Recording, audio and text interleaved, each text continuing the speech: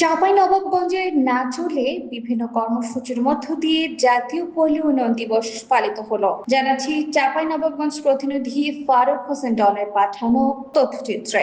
সারা দেশের ন্যায় চাঁপাইনবাবগঞ্জের নাচলে বিভিন্ন কর্মসূচির মধ্য দিয়ে জাতীয় পল্লী উন্নয়ন দিবস 2026 পালিত হয়েছে। 6 জুলাই সোমবার সকাল 10টায় উপজেলা প্রশাসন ও বিআরবিডির আয়োজনে উপজেলা বিআরবিডি সমিতির সদস্য ও উপজেলা প্রশাসনের অংশগ্রহণে একটি বর্ণাঢ্য র্যালি উপজেলা পরিষদ চত্বর থেকে বের হয়ে পৌর এলাকায় গুরুত্বপূর্ণ সড়ক প্রদক্ষিণ শেষে উপজেলা পরিষদ মিলনায়তনে মিলিত হয়। উপজেলা নির্বাহী অফিসার প্রিয়াঙ্কা দাসের সভাপতিত্বে উপজেলা সমাজসেবা অফিসার সোহেল রানার সঞ্চালনায় উন্নত পল্লী সমৃদ্ধ দেশ সবার আগে বাংলাদেশ এই প্রতিবেদকে কেন্দ্র করে আলোচনা সভায় স্বাগত বক্তব্য রাখেন।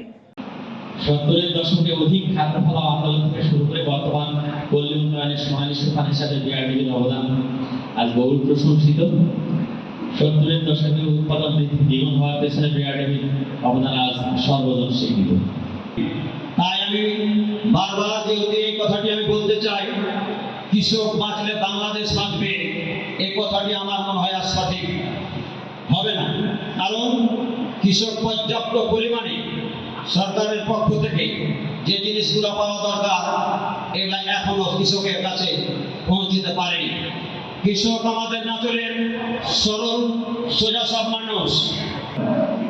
তাই এই গ্রাম উন্নয়ন ছাড়া টেকসই গ্রাম বাঁচলে বাংলাদেশ বাঁচবে, 68,000 গ্রাম বাঁচলে বাংলাদেশ বাঁচবে সুদ ধরে খাল কাটা কর্মসূচির মাধ্যমে কৃষি এবং পল্লী উন্নয়নের জন্য প্রাণপণ চেষ্টা করেছিলেন। যে নাচলের কৃষি প্রধান এলাকার জন্য যে সমস্যার সার বারবার বলা হয় এবং তারা প্রচেষ্টা চালাচ্ছে, আমি সংশ্লিষ্ট কর্তৃপক্ষের প্রতি আহ্বান জানাবো।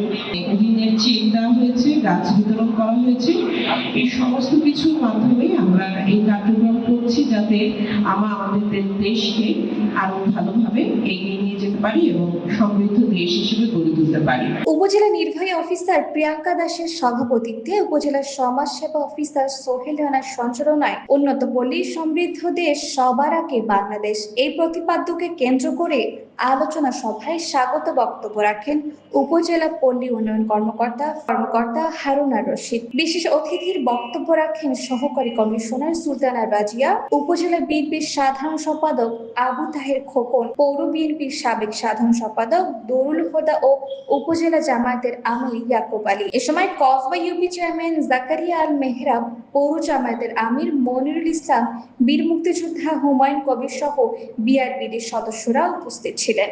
আলোচনা সভা শেষে দুজন উদ্যোক্তার মাঝে ঋণের চেক বিতরণ, দুজন শ্রেষ্ঠ সুফল ভোগীর মাঝে সম্মাননা প্রদান ও সুফল ভোগীদের মাঝে গাছের চারা বিতরণ করেন অতিথিবৃন্দ।